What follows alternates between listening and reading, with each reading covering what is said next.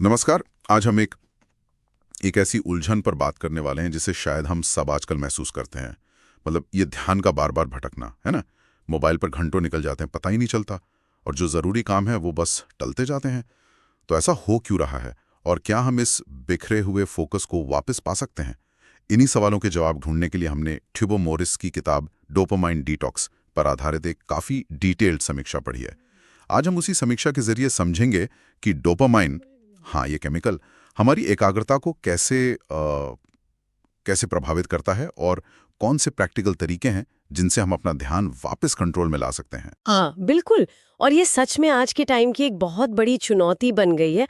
मतलब ऐसा लगता है जैसे हमारा ध्यान ना लगातार खिंचता रहता है। कभी किसी स्क्रीन की तरफ, कभी कोई नोटिफिकेशन आ गया, कोई खबर। और ये जो लगातार छोटी-छोटी उत्तेजनाएं हैं ना, जिन्हें हम शायद सोचते हैं कि मजा आ रहा है, वो अनजाने में हमारे दिमाग के काम करने के तरीके को ही बदल रही हैं। ये समीक्षा इसी बदलाव को समझने और उसे आप कह सकती हैं संभालने के कुछ रास्ते बताती है। तो चलिए शुरू करते हैं इस केमिकल से, जिसका नाम बार बार सुनने में आता है, डोपामाइन। ये है क्या भला आखिर? समीक्षा इसे बड़े आसान शब्दों में समझाती है। कहती है कि ये दिमाग में बनने वाला एक एक न्यूरोट्रांसमीटर है, एक तरह का संदेशवाहक। इसका काम है हमें मोटिवेट करना, किसी काम को करने के लिए उकसाना, खासकर जब उस काम से किसी इनाम की उम्मीद हो। और दिलचस्प बात यह है, जैसा समीक्षा बताती है, कि ये इनाम मिलने से ज्यादा उस इनाम की उम्मीद पर रिलीज होता है। आज की दिक्कतें शुरू होती हैं।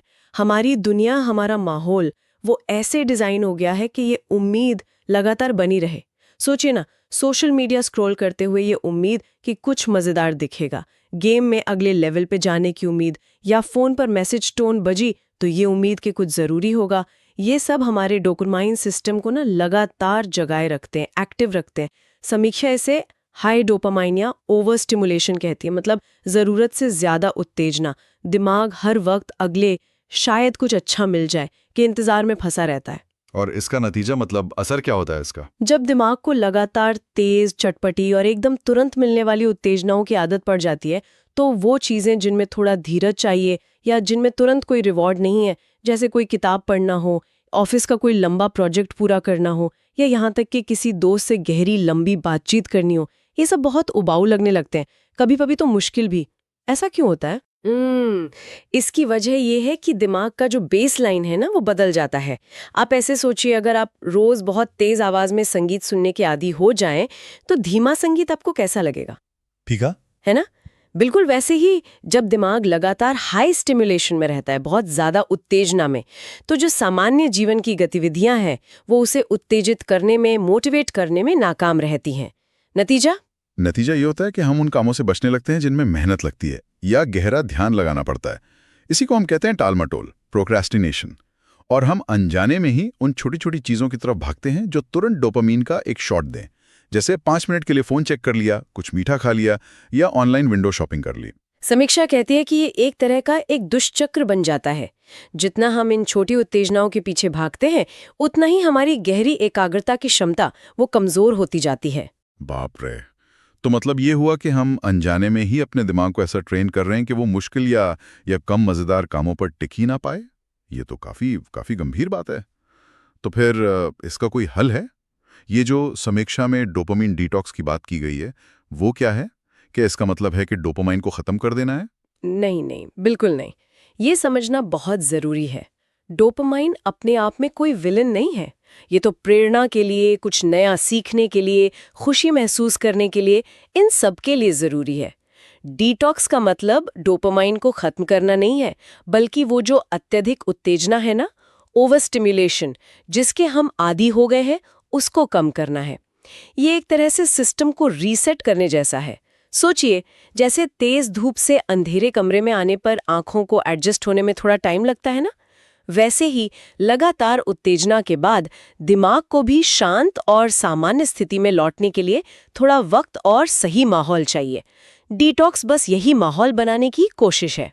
अच्छा, यानी दिमाग को एक ब्रेक देना। बिल्कुल। एग्जैक्टली। समीक्षा इसके कई फायदे बताती है।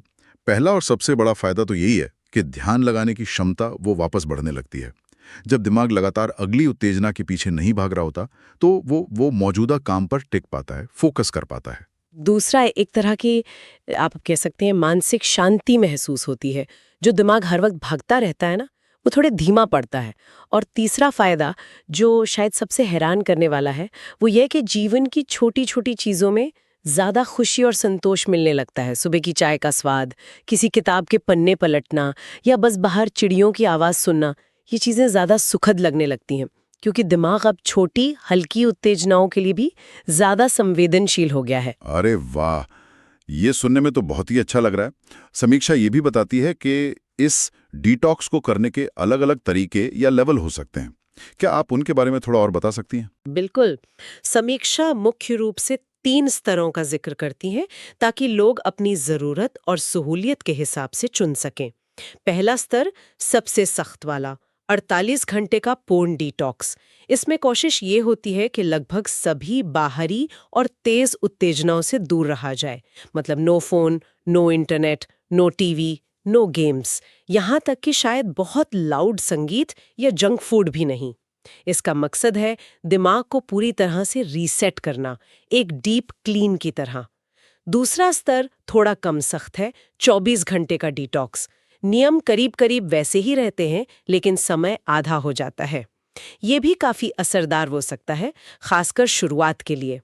और तीसरा स्तर, जो शायद ज्यादातर लोगों के लिए शुरू करने में सबसे आसान हो, वो है आंशिक डिटॉक्स, पार्शियल डिटॉक्स।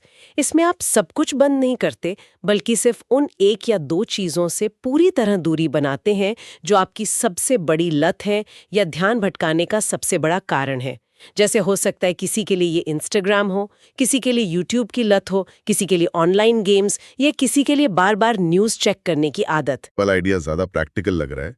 आजकल की दुनिया में 48 घंटे के लिए पूरी तरह कट जाना शायद सबके लिए मुमकिन ना हो। तो अगर कोई ये आंशिक डिटॉक्स करना चाहे या कोई भी डिटॉक्स, तो इसे असलियत में करे कैसे? क्या समीक्षा इसके लिए कोई स्टेप्स बताती हैं? हाँ, बिल्कुल। सिर्फ सोच लेना काफी नहीं होता, उसे अमल में आना जरूरी है। समीक्षा एक बहुत ही कारगर 3 स्टेप तरीका बताती है, जिसे किसी भी स्तर के डिटॉक्स पर लागू किया जा सकता है। पहला कदम है ईमानदारी से अपने सबसे बड़े विकर्षक को पहचानना। मतलब वो चीज या आदत जो आपका सबसे ज्यादा ध्यान भटकाती है।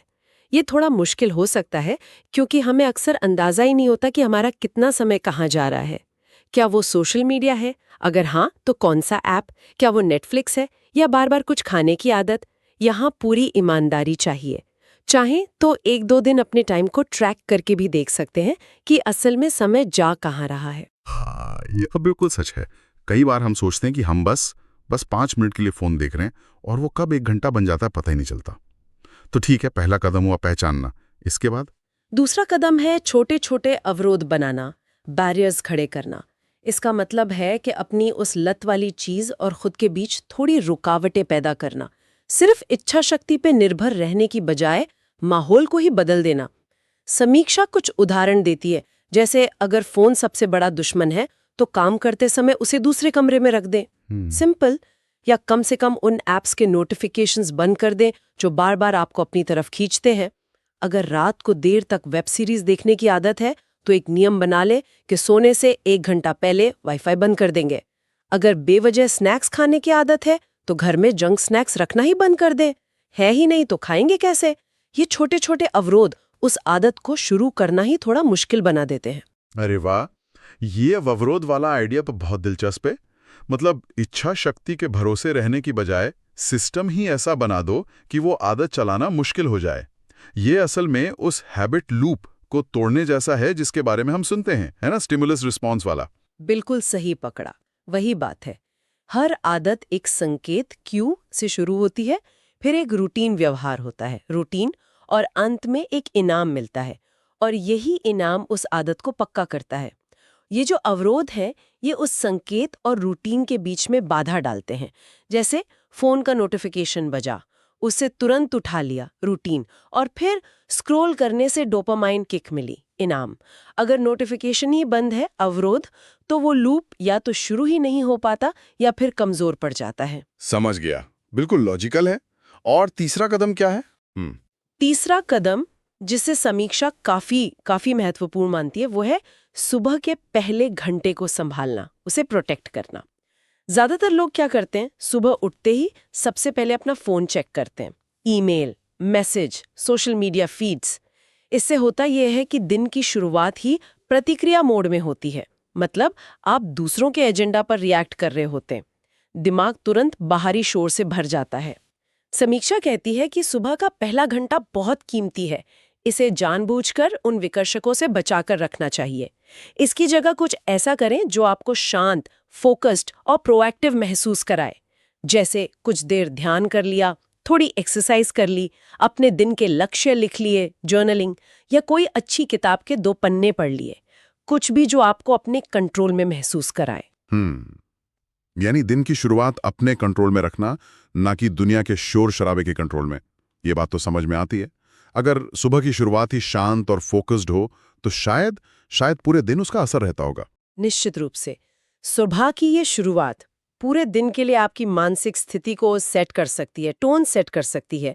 जब आप दिन प्रोएक्टिव मोड में शुरू करते हैं, मतलब अपनी मर्जी से, तो आप ज्यादा नियंत्रण में महसूस करते हैं और फिर दिन में आने वाले बाहरी भटकामों का सामना करने के लिए बेहतर तैयार होते हैं। ठीक है, तो मान लीजिए डिटॉक्स कर लिया और सुबह का रूटीन भी बना लिया, लेकिन ये तो बस शुरुआत है। असली लड़ाई तो शायद इसके बाद शुरू होती है। इस नए मिले फोकस को बनाए रखना और धीरे धीरे वापस पुरानी आदतों में ना फिसल जाना। इसके बारे में समीक्षा क्या कहती है? क्या ये फोकस टिकाऊ हो सकता है? ये एक बहुत अहम सवाल है। डिटॉक्स एक रीसेट बटन की तरह है, बिल्कुल, लेकिन गाड़ी को सही रास्ते पर चलाते रहने के लिए तो लगातार कोशिश करनी पड़ती है। समीक्षा यहाँ 2 चीजों पर जोर देती है। एक, सही सिस्टम बनाना, और दूसरा, अनुशासन बनाए रखना, डिसिप्लिन। क्योंकि सिर्फ इच्छा शक्ति, विल पावर, वो लंबे समय तक काम नहीं करती, वो थक जाती है। सिस्टम और अनुशासन सुनने में थोड़ा भारी लगता है। क्या इसे आसान बनाने के लिए कोई खास तरीके बताए गए हैं? कुछ प्रैक्टिकल टिप्स? हाँ, बिल्कुल। समीक्षा कुछ व्यवहारिक रणनीतियां सुझाती है।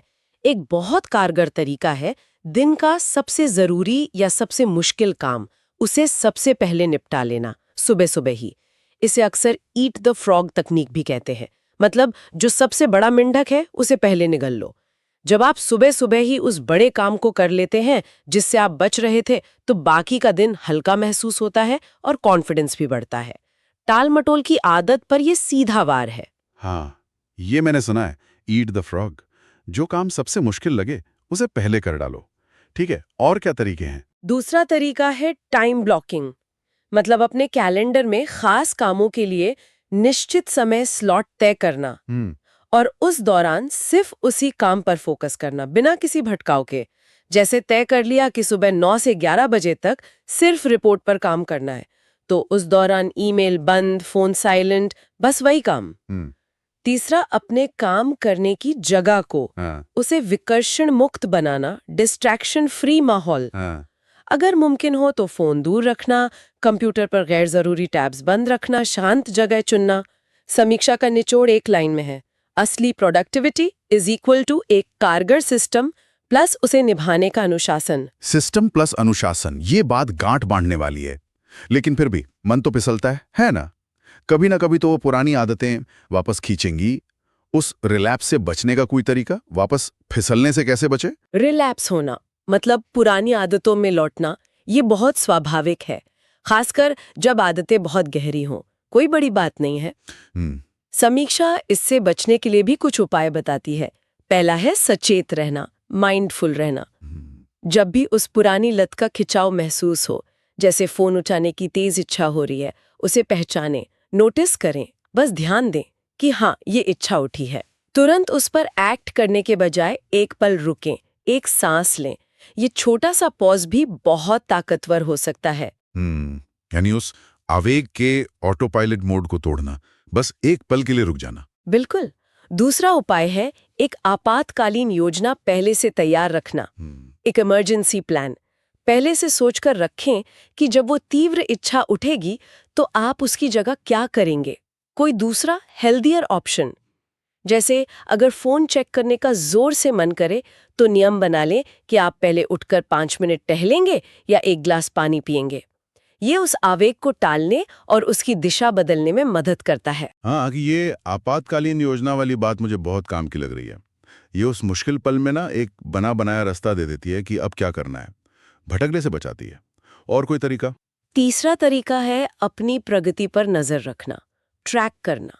समीक्षा 30 दिन का चैलेंज लेने या किसी ट्रैकर का इस्तेमाल करने का सुझाव देती है। चाहे कोई ऐप हो या सिंपल डायरी हो, रोज सोने से पहले बस एक टिक करें कि आपने अपनी नई आदत निभाई या नहीं। जैसे सुबह फोन न देखना या टाइम ब्लॉक में काम करना।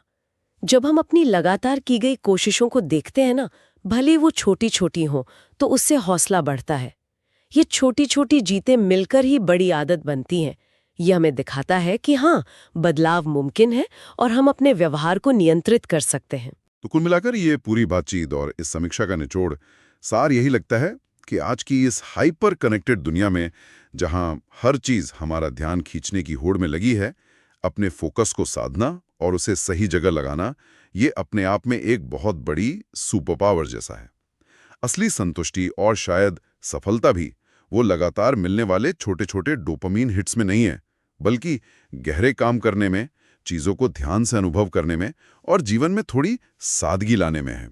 अगर कोई भी सुनने वाला अपनी ध्यान भटकने की समस्या से परेशान है, तो ये डोपामिन डिटॉक्स का कॉन्सेप्ट, चाहे किसी भी रूप में हो, एक प्रयोग करने जैसा जरूर है, ट्राई करने जैसा है। निश्चित रूप से। और ये हमें सिर्फ विकर्षणों से लड़ने के तरीके ही नहीं सिखाता, बल्कि एक गहरा सवाल भी पूछता है कि अगर हम जानबूझकर अपने जीवन से ये अत्यधिक बनावटी उत्तेजना कम करते हैं, तो हम उस खाली हुई मानसिक जगह और ऊर्जा का क्या करेंगे? कौन से गहरे शौक हैं, कौन से रिश्ते हैं, कौन सी क्रिएटिविटी है जिसे हम फिर से जिंदा कर सकते हैं? जीवन की वो कौन सी साधारण खुशियां हैं जिन्हें हमने इस शोर में शायद अनदेखा कर दिया है? शायद ये डिटॉक्स सिर्फ ध्यान वापस पाने का तरीका नहीं है, बल्कि ये चुनने का तरीका है कि हम अपना सबसे कीमती संसाधन, अपना ध्यान असल में कहाँ लगाना चाहते हैं। बहुत खूब कहा। ये सवाल वाकई सोचने लायक है कि उस खालीपन में हम क्या सार्थक भर सकते हैं।